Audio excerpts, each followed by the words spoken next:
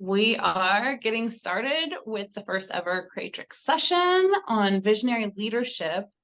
Um, and we're having this roundtable because of Children of the New Earth book releasing this Friday, which is super exciting. It's been one of the biggest creations from Kiva Publishing. And we're happy to welcome new authors like Eleja SunStar and Krissy Jewell, as well as Marsha, who has been in 4 or 5 books now. It's 4, number 4. Okay. So longtime author with Kiva as well. And so we're having this roundtable to bring some of of the book forward. It's all right. And have, start a discussion that can be carried on in our own lives, in our own communities, as leaders, and to inspire us all to step forward into our leadership, which is so needed right now. So I'm going to go around and I'm going to let the ladies here on the call with me introduce themselves. And if you would, ladies, share also what your idea of visionary leadership is for us. Krissy, would you like to get us started? I would love to get started. So I'm Krissy Jewell. I'm from Brisbane, Australia, which is a pleasure to be here and share with all these beautiful, incredible co-creators. So I don't like putting labels on what it is that I do, but for those who like labels, I'm a coach, I'm a healer. I am out of this world, not of this world, as we all are. And the gifts for me and what has really shown for me in this lifetime is how much I am a lioness for children, how I'm a protector, and it's embodied in all of the work that I've done prior to now and gets to be stepping into what is coming and what is unfolding in the new work that I'm bringing in empowering teams. So I'm really excited to be here and share. And the question around visionary, for me, I feel like it comes from within. You can't see anything externally, or we can look at what's happening and reflect on what's happening externally to really go within and see the vision that we have for ourselves and for our own life. But it's a within process. To be a leader, you must lead yourself. To be a leader of children, we must first lead ourselves. And in order to do that, it means we have to face off with ourselves. And we really have to look at ourselves at a deeper level. And I've got chills as I say this, to really be that visionary in our own life and for our children and for humanity. But it always starts with self. I so much agree. Starts with self-leadership. Thank you, Krissy. Thank you. Eleja, would you like to go next? Yeah. Hi, welcome, beautiful sisters. It's so lovely to be present.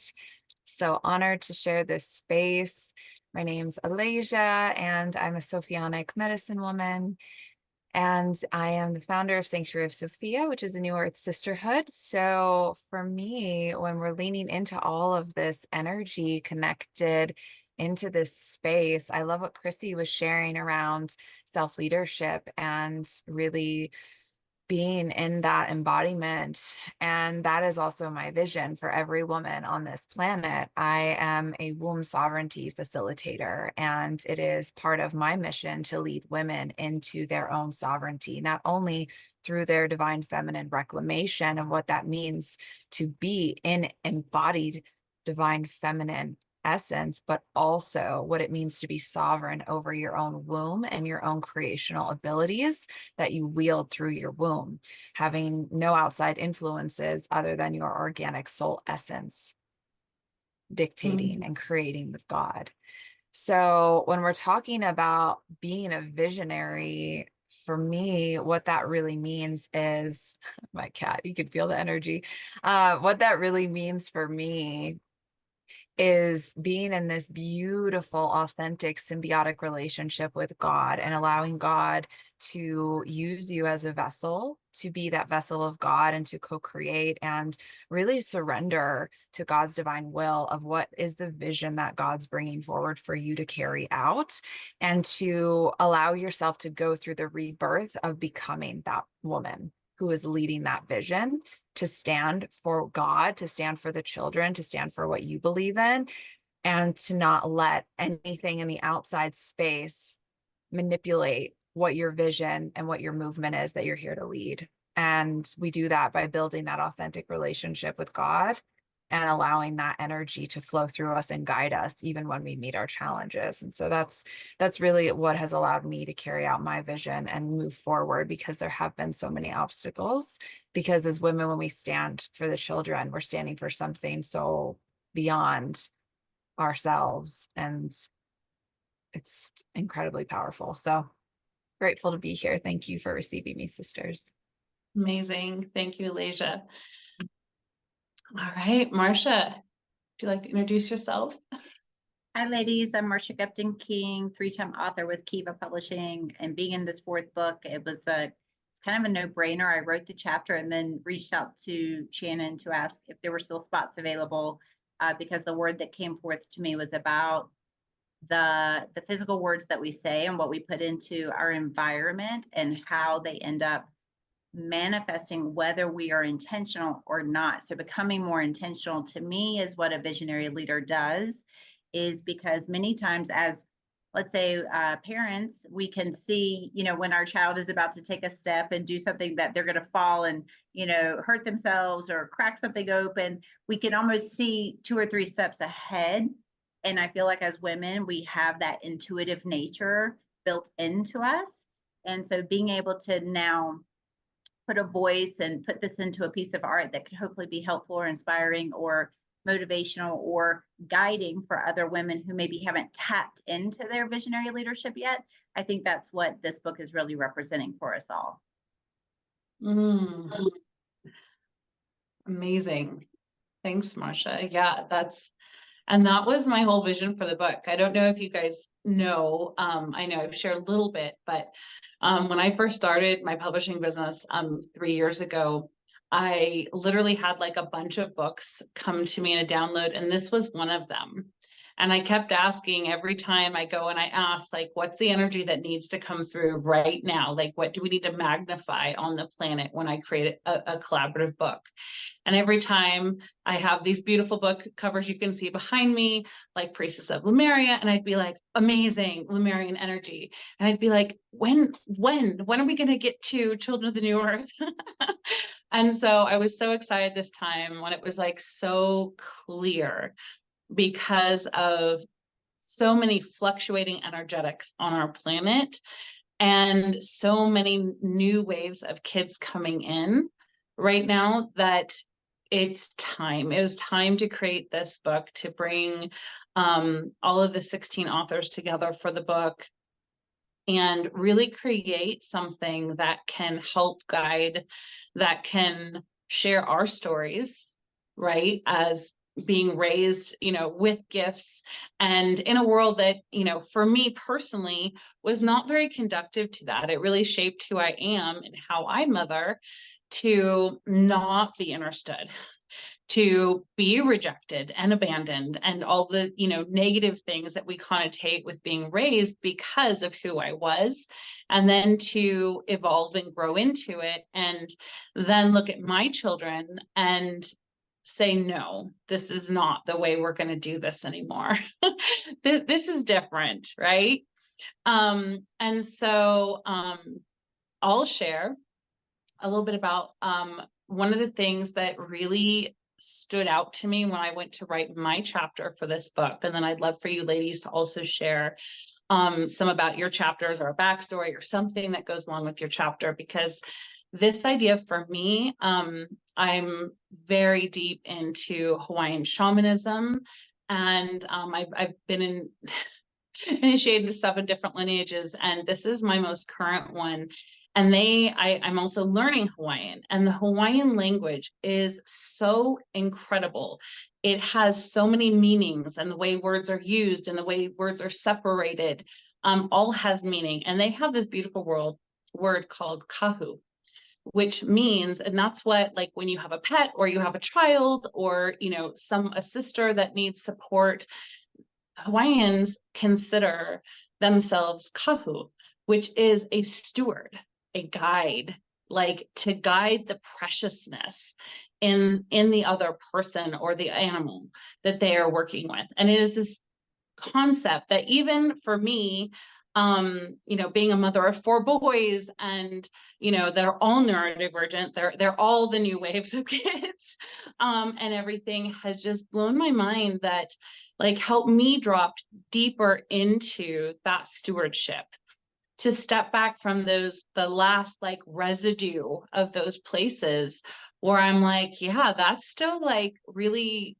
old. Like the new kids can't have that. Like we're slowing them down, you know, and in doing that, we're impacting how they lead in the future and how they come into their gifts and how they look at it and how they're able to withstand a world that is not necessarily built for them. I have a 7-year-old son who he is the embodiment of this. He is the lineage system breaker above anything I've seen to date. And it is impressive to watch, but I have to bring myself into this kahu energy a lot, reminding myself that I am the steward. He actually gets to do a lot of the breaking. He came here to do that. He came here. That's his mission. Part of mine too, as mama bear, and you know, of the things that I'm here to disrupt, but that I am the steward of this precious gift that is, you know, becoming and coming into itself.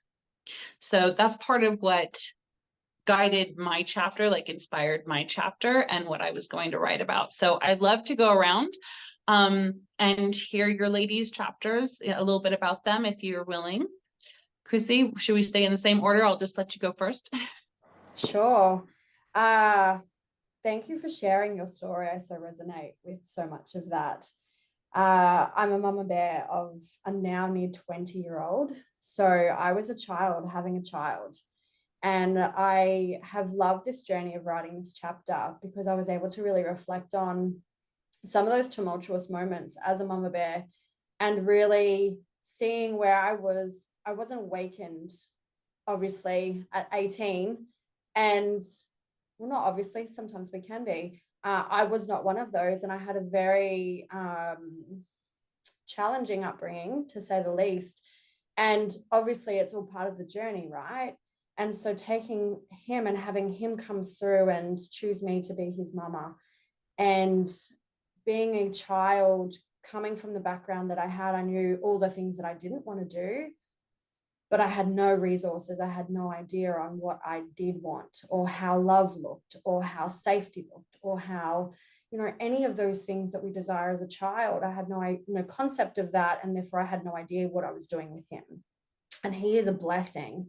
And as you spoke about your child being, you know, that's part of his mission, that was 100% part of my boys, to come in and really break that mold and to really highlight to me where I had to be better, where I had to find the answers, and to guide him and let him be his own human, and not mold him into what I wanted, but mold him, or allow him to mold him into himself.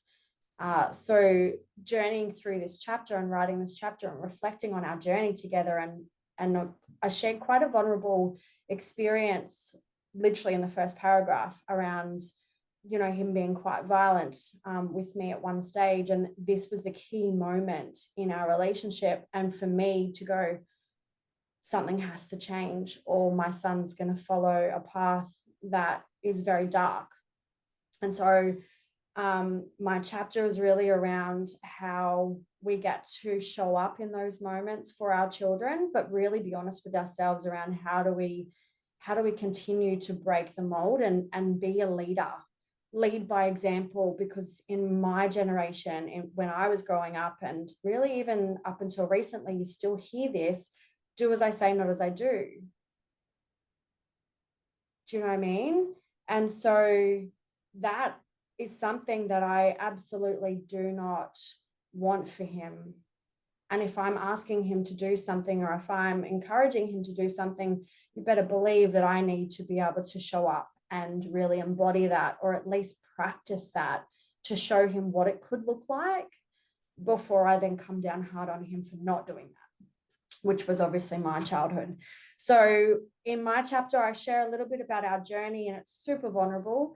And I also show how we've then moved through that, and how now I teach women how to be embodied and remember who they are, and to be this example for their children, and to really come home to themselves, to show our kids that they too are here. We are here to learn from them as much as they are here to learn from us. Beautiful, Krissy. Yeah, I so feel that too, that the lessons go both ways. And in many ways with my sons, I've looked at them all their lives and been like, thank you for coming to be my guru. You know, like my personal guru in my life, because there's so much transformation, you know, that happens, and so much wisdom that comes through all children, 100%. and is here to change us just as much as we are to hold space for them. So, and they're our greatest mirror. Greatest mirror. So true. Which is also really complicated sometimes. And really not fun to really see those parts of ourselves that we don't want to see, and we can really see those shadow aspects. It's confronting. Yeah. Thank you. But that's what the big work we signed up for. Thank you. Thank you. Right, Eleja, would you like to tell us about your chapter? I'm super curious with all your big travels and all the work you've been doing. Thank you, sister. Just hearing your shares is so nourishing.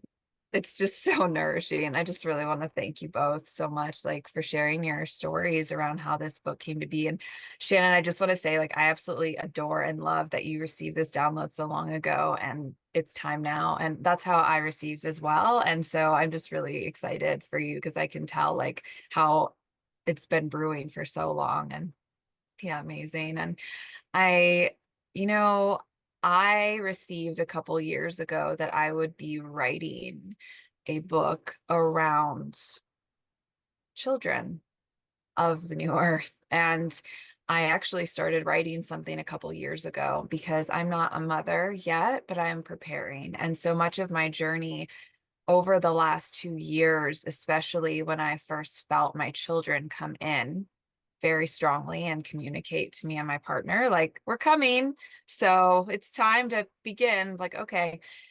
So I've been on this journey of preparing my body, my soul, my mind, my nervous system for motherhood.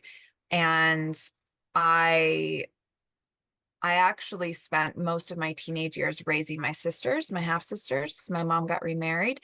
And I was 14, 15, and 17 when my sisters were born. And my mom and my stepdad were not very conscious or present. And so most of my teenage years were spent raising my sisters. And so motherhood's always come very natural to me. Like, and I still am very protective of them now. I'm extremely protective of that lioness energy that we speak of. So when this opportunity came in for the book, I already had some ideas, and I was like, oh, I know I'm going to write. I'm going to write about preparing to be a conscious parent, and like all the things that I've had to let go of and release and clear from and do all these things and what it's like and da da da. And I was like, yeah, I'm so excited. Like, this is so exciting. I felt my children come in, and they were like, yeah, we're going to do this. And then I was wildly shaken from that dream. And Sophia, the Holy Mother, took me into a very deep shamanic initiation over the course of 3 days, where she shared with me, God shared me, this is actually what I need you to write. And it has nothing to do with what I thought I was going to write. And so there was a lot of resistance and interference that came in whenever I had set time aside to write the chapter, which was really fascinating. And yeah, but then I cleared all of that. And then I spent 3 days in this shamanic ceremony where I wrote this chapter, and I wrote all these things that came through with it. And so my chapter is about womb sovereignty, and it's about the womb sovereignty movement, because womb sovereignty is a pillar of the new earth. And we all know that women are leading the new earth timeline. We all know that. That's why we're all here.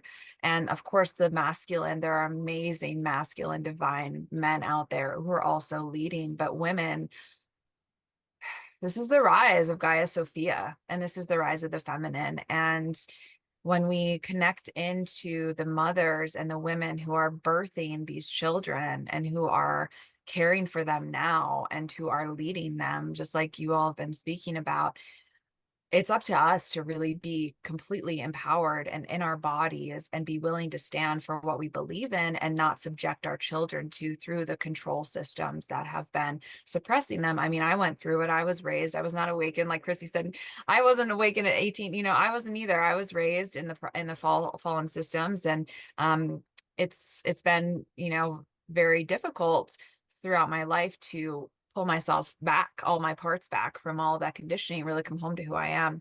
So my chapter is a Sophianic medicine transmission, and it was birthed from the land here in New Mexico, and with the Holy Mother guiding me through a very deep process of what I'm meant to begin leading now, and that I've been preparing for a long time. And so there's a fire igniting. It's a whole wave of coming in to support not only women now, but women who are preparing like me, who know they're meant to be mothers and that their children have these massive missions, and to prepare for that, because it's going to change the fabric of reality. Every time a new child comes in, it changes the fabric. So yeah, it was a very deep process and a very surprising one, and it initiated me very deeply into who I am. And so I'm just really grateful, Shannon, for you holding the container and the vision. And that's how we do it, right? We weave together. You're holding that vision. You allow us to bring our visions in, and then it's going to ripple out. I'm just so excited to read all the chapters, because I know the wave that is coming in with this book. So yeah, excited. Beautiful, Eleja. And it's so, you've experienced something that's so, well, most of the Kiva authors have experienced, which is when, you know, we get into this storytelling vortex that we end up writing what we think we're going to write. Lots of times we call it pre-writing because sometimes it takes, you know, some work and some movement in order to get to be open to what wants to come through us. So it's beautiful that you know, sank so deeply into that and are bringing that through. And I love that you're talking about womb sovereignty, because my daughter-in-law, my oldest son, is married, and she is doing like womb healing sessions because they want to have a baby, and she had a miscarriage last year. And I'm like, oh my gosh, like I didn't even know there was such a thing. When, you know, I had my first at 22, I was like, you know, just hanging on for the ride for dear life. It wasn't like it was, you know, this conscious, you know, I mean, I knew from little I wanted to be a mother, and my husband also felt the same way, but like it was different. Like to be able to prepare like you are and to share that is incredible. Yeah, that's beautiful, sister. Thank you for sharing. I hear this so many times from women. They're like, oh, I wish I would have known, but it's like, hey, it's all good. Like, this is the path. Like, your child knew as well. Like, so many women are like, I wasn't conscious until this part of raising my kids. And it's like, sister, it's all part of the soul evolution. And I just feel that now that is coming in of being able, there's so much womb awareness now. And yeah, I mean, it's really exciting because it's just a new wave, right? So yeah, thank you, sister. That's powerful. Yeah. Yeah, it's actually really interesting. Having like not prepared. I feel that my kids, I had someone ask me a while ago, like if like, crystal kids can change into diamond kids. I'm like, we all can change consciousness. So yes, like everybody can, flow into their next level of consciousness. But I'm curious to see what's coming in because of all the preparation for them too. Um, it's interesting to see that coming. So thanks, Eleja. All right, Marcia, would you like to share about your chapter? I'm curious. Yes, of course. So I've been journeying for the past 3 years with plant medicines and allowing them to do their sacred work and just showing up and asking usually one or two specific questions and then being very open to receive anything else they wanted to share with me and to heal or to help prepare me or to propel me forward. So I moved here to Medellin, Colombia, officially in July of 2022, and I ended up in later that month in a Temazcal ceremony with some mushroom plant medicines. And I honestly, guys, I just went to have some fun. I was not trying to get a deep download. I was not trying to do those things. I had recently found out that my daughter-in-law was pregnant with my first grandson. And to be fair, I wasn't ready. I didn't want to be a grandmother. I'm like, no, this is not my title. So I go into this Temazcal, and I don't know if you're familiar, but in Israel, they have something called the mantle, right? So it's the fabric, right, that various priests or priestesses will wear. And I took with me these two towels, identical towels, and I took one into the Temazcal and one to leave to dry off after being sweaty. So I go into the Temazcal, and kid you not, my grandmother, who was still living at the time, but in hospice care, came very strongly to me and placed the mantle of grandmotherhood on me during that Temazcal.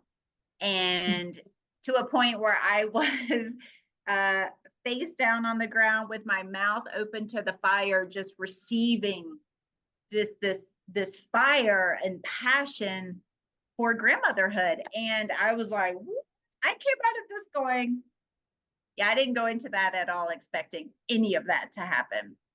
But lo and behold, the first towel that I took in was wringing wet and soaking wet. And I feel like it was just this melting off of an old persona. And I came out of the Temazcal and I had the fresh towel, the fresh mantle, and I knew exactly what it was. And my grandmother ended up not passing until almost a year and a half later. And I thought right then, I'm like, oh my gosh, she's been holding on all this time to pass this mantle to me. Well, it turns out that my son ended up naming him after her ex-husband, who is my biological grandfather.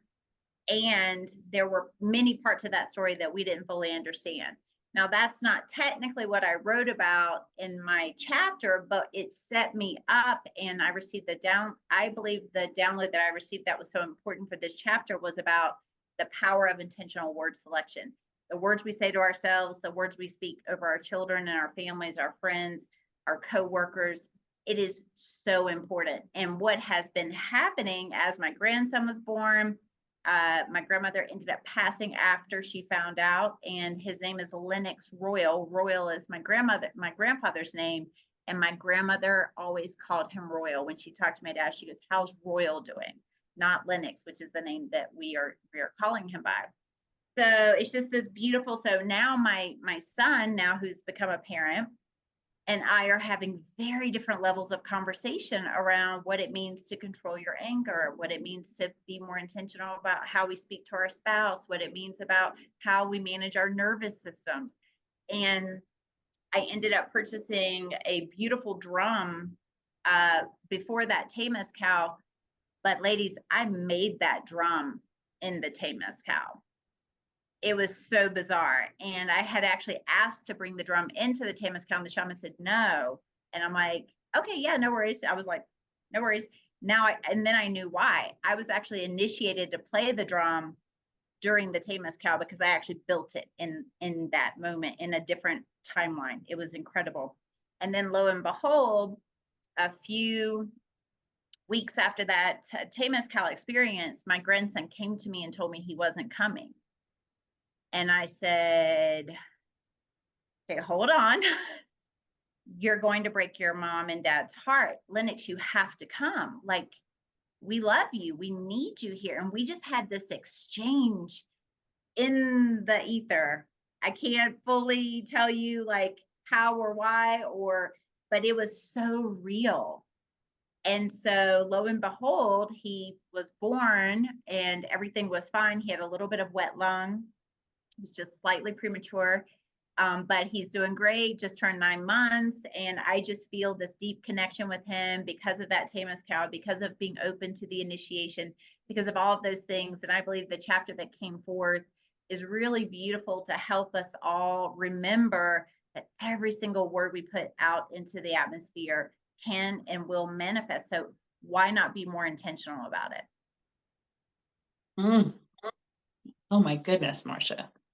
Yes, It was absolutely. I didn't know that story. I know, I mean, I watched you become a grandma and all the cute pictures and all the things, but I didn't know that there was this whole other level. So thank you for sharing that. That's interesting. And that's, you know, my oldest son, I had 4 miscarriages before I had my kids because I wasn't supposed to have children according to medical people. And my oldest son, when I miscarried him. And he literally came to me and was like, "It's okay, Mama. I'm coming back. You're just not ready. We are clearing out. We are doing work." And so he remembers that.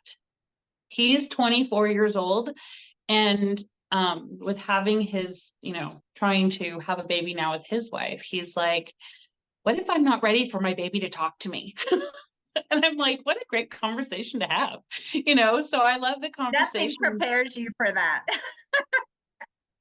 Right?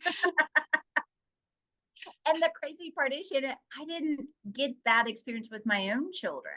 So to now have that experience with the grandchild, like, that is phenomenal. And it's so beautiful. And I do believe it's because I'm in such a different awareness and awakened place to even be ready to receive a conversation like that. And then to help guide him. And it's such a great reminder too, like, as I mean, I'm not close yet to grandmotherhood, but I mean, it's on the horizon there. My father-in-law is almost 90. And so my oldest son was like hot after having a baby. They just got married in July, although they've like known each other since they were like 2. And I was like, finally, I'm like, "What is your deal here?" And he's like, "Well, I want grandpa to be able to see at least one of my children." And I was like, "That's super sweet." But I'm like, hold on, you know?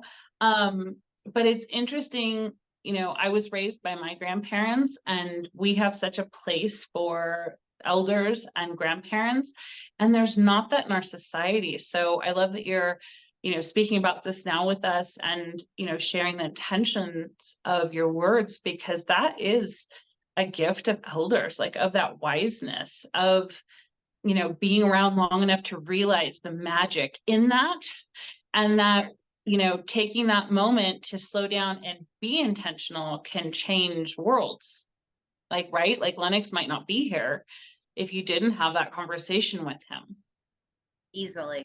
Because my daughter-in-law's medical situation was similar in that they were kind of concerned about her ability to carry a child full term.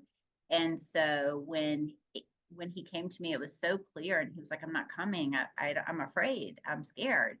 And I was like, "You don't have to be. We love you so much. We're going to guide you." It was just so clear. And in the moment, of course, I did not share that with my children because I'm like, they're going to think I'm crazy. And I didn't obviously want to put anything out there into the atmosphere. And I just held that close to my chest and just knew that it was for he and I in that moment. Yeah, it's so beautiful. Thank you, Marcia. Oh, so I think we're getting close to the end of our conversation, ladies. So I would love to go around and have you share one thing that helped you come into your leadership, whether that's meditation or whatever it is for you. For me, it's courage. The courage to not step back through all the adversity and thwarting and dismissal in my life, was my courage and my heart to know that this is who I was. And through hell and high water, I was going to be that person, or I felt like it was a death, really. So having the courage and always like looking for that next step and that next expansion, you know, that freeing of energy, that next liberation was really important in my journey. So I would love to go around and have you share so that we're, you know, sharing something tangible for other leaders stepping deeper into their leadership, for the children who may eventually watch us. I know my 7-year-old, he's like obsessed with watching all kinds of you know, talks on consciousness that like my older kids are like, what are you doing? And I'm like, it's not me, it's him.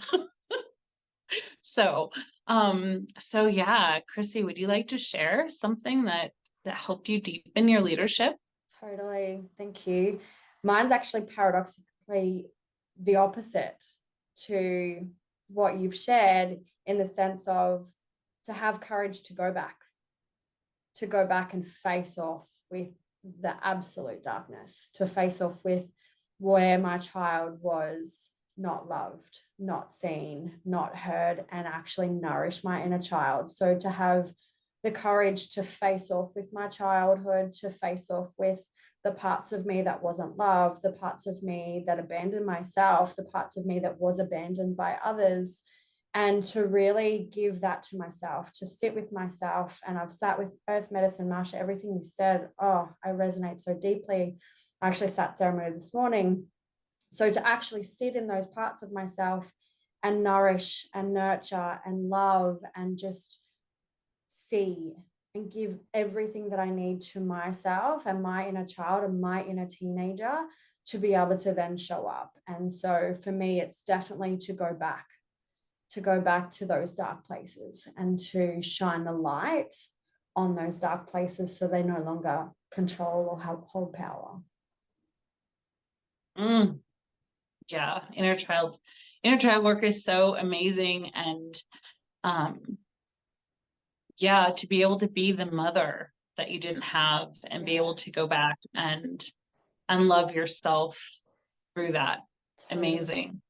Yeah, Yeah. absolutely. And I love you bring the teenage aspect in, because I think that's oftentimes, in my experience, been kind of overlooked, like going back to when you were very young, but not going back to all the evolution of, you know, becoming a teenager, a young adult, you know, the whole thing, because we have places that still need that love and, you know, that attention.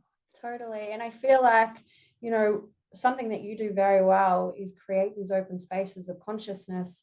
And as a result, we're all a bit have that rebellious nature within us. What is that? That's our teenager. That is our inner teenager rebelling, our inner teenager showing up and wanting to, you know, claim their stake in the world. And, you know, it's our inner teenager that really forges that for us. And so I feel like anyone who has connected with any of your books as an author, as a reader, it's their inner teenager really saying, hey, I want to be acknowledged and I want to step forward and really shine and be a voice, because I didn't have that opportunity as a teenager myself. So yeah, it's really important to acknowledge our inner teen and allow him to shine and to have that rebellious nature to be seen and heard in that. Yes. And also to tap into, I was just listening to what you said, and like also like when we're lacking that, when we feel like, you know, we need more of that energy, that we can call on that inner teenager to help us move through that. I have it in spades, so I don't necessarily need that, but I know that there's lots of people that might benefit. Totally. And I think too, when we have it in spades, I know this is something that I've journeyed through. It's actually going, why do I have it in spades? And do I need to actually have it to that level? And maybe I actually just need to nurture and soften her because she was so, and maybe it's because she felt like she had to fight in this world. And how do we soften that instead of fight? Yep. Yeah. Absolutely. And I've actually looked at that a lot myself. And I have my son, my youngest son, and I both have a nervous system disorder that allows us to not, when our autonomy is threatened, it actually activates our nervous system. And so it's interesting to look at like all the work that I had done. And I was like, it doesn't really feel like this is like the thing, because I started to really come into my gifts as a teenager. But then to have, to find that within myself, I was like, got it. This is just me. And it's great. And I'm just going to channel it in, positive directions. So. Beautiful. Thank you. Yeah. Well, thank you, Krissy. So the courage to go back, Yeah. the courage to go back and heal the smaller selves. Yeah. To face off with those Mm. shadow selves. Yeah. Beautiful. Thank you. All right, Eleja, would you like to share something? Yeah. Oh man, thank you so much for these shares. Marsha, I loved your story so much. I just wanted to acknowledge you. I loved hearing about your journey, and I love that we're in a room of medicine women. I'm like, well, this feels so good. It's so nourishing. It's like, yeah. So yeah, the plants too have played a very key part in my journey, and also writing the book as well. So they're definitely a part of this movement. And yeah, I love what you're saying about the inner teenager too. Some of the deepest healing I've ever done has been in support of my teenager. And I definitely feel, like you said, Shannon, like that's kind of neglected. But those years were like some of the hardest years of my life. And I had to spend a lot of time with them, and still do. I was just doing some work with her a couple weeks ago. So yeah, I think really allowing that to, especially like, to give our children as teenagers that freedom and that respect and that understanding. So yeah, it's beautiful. So I would say of what has really allowed me to step into leadership is my devotion. I have been relentless in my pursuit of discovering my mission, because ever since I was a little girl, I knew I was here for something really big, and I knew it was a lot bigger than the world around me, and I didn't understand. And I can remember being in first grade, looking around and being like, what am I doing here? Like having this disdain for the school system, and like looking around and not understanding why no one was like, vibing with me. And I knew, I was like, God, what am I doing here? I remember asking God in the classroom. It's like, and then after that, it just kind of like got shut down, and I got assimilated into the system. So yeah, for me, there's always been something so much bigger driving me. And even when I didn't understand it, that was always the foundation, and it was always moving me more. And so eventually, and I was always in leadership ever since I was a child. And even in my corporate life as an event planner, I led teams of people. I led events for tens of thousands of people, and I was in leadership from when I was 18 years old doing that work. But for me, it was always something bigger in service. And then when I went through my awakening, then it was like game on, and I would stop at nothing. And my partner brought that up the other day. He was like, remember when we moved to Charleston, like 5 years ago, 6 years ago, and all you could focus on was, what is my mission and how do I remember? And like, it was everything. And and it was that, and that's what I've been doing since then. And so it's taken me a long time to uncover it, but I would say my devotion and pursuit of my bigger service mission and never giving up either, and being devoted to my practice and becoming that version of me, and listening intuitively through the devotion with God, and like allowing God to show me where I need to go, who I need to work with, what I need to see, what I need to heal, so I can become that. But without the devotion, it would never have been possible. Beautiful, Eleja. Yeah, so it's so interesting how many of us have that like feeling that like the world is not made for us and shut it down. I still remember like being little and I really and truly thought I was raised by my grandparents, like I said, and I really and truly thought that I was like kidnapped by these weird people on this weird planet. And I was like, somewhere else, I have a family and like people. And like when I was like 4 years old, I used to tell my grandparents thought I was certifiably crazy, like somewhere there's people that love me and are waiting for me, and they'd be like, okay, we need a new psychologist, and then I'd go in and I'd mess with the psychologist because, I could pick their brain and speak to them telepathically and all these things. And they'd be like, give her back. She is that, but like how interesting it is that like we have that devotion, like that level like of devotion to purpose lets us shut it down and then bring it back. Because I think so many people shut it down when they're younger, or they have a traumatic experience, or they're just shunned, by the people who love or supposed to love them and be, fully accepting. And then they just leave it shut off. They never go back to the faucet. Yeah. Yeah, absolutely. I mean, that is the journey, right? Of remembrance, of awakening. And how privileged are we that we get to have the journey of remembrance and come home to ourselves in this way. It's truly an honor and a privilege to be able to take that journey, because not everybody will. So yeah, I think especially for those of us that do have missions, that hunger, that like, I know I'm here for something, like it's like what feeds the soul, even when everything else has sucked the life out of the soul. It's like that always remains, because it's the blueprint that God placed in your heart and is that driving force even when you're disconnected. And I loved your story. I can relate a lot. Thank you. Thank you for receiving me. Yes, absolutely, Eleja. Thank you for sharing your devotion with us and your openness. I love the flow of that relationship too that you were talking about. Because again, so many people don't ever tap into that. And that is part of the beauty and what helped propel us. So beautiful, sister. All right, Marcia, I would love to know, and I have to say, like, I love that all three of you are talking about sovereignty in different aspects and the sovereignty of leaders. And I was just thinking about Marcia's first chapter in the book Sovereign, which was her vows to herself.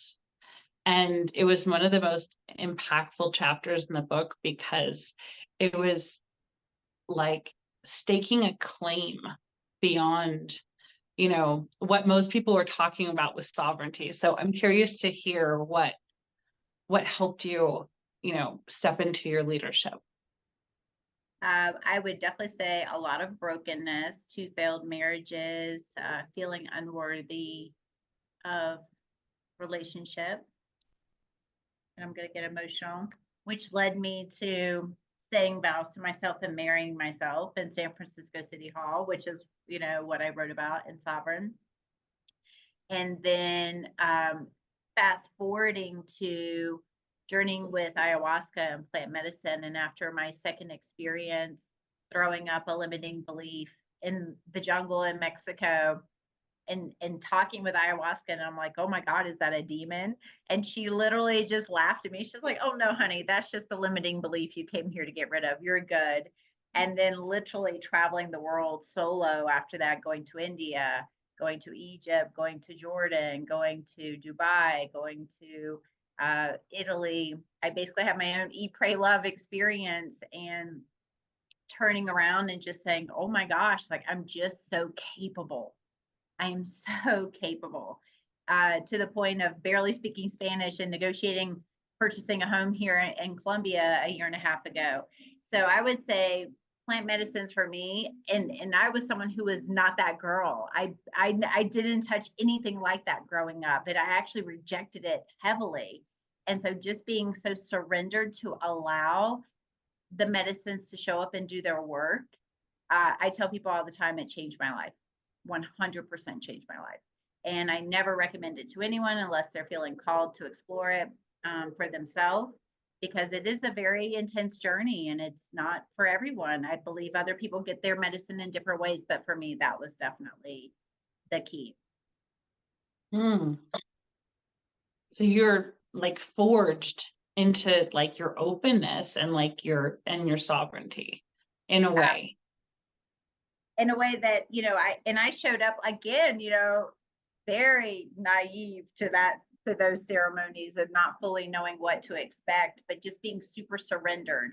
And I can say that what that has led me to, and I love, Eleja, what you were saying, like, I am in my soft girl era. I am open to receive. I am worthy. I am in my feminine. I am not here to force anything. I am here to put my intention into the world with my energy and with my words. And then I am soft and I let it come to me. And then I'm just open to looking at the opportunities.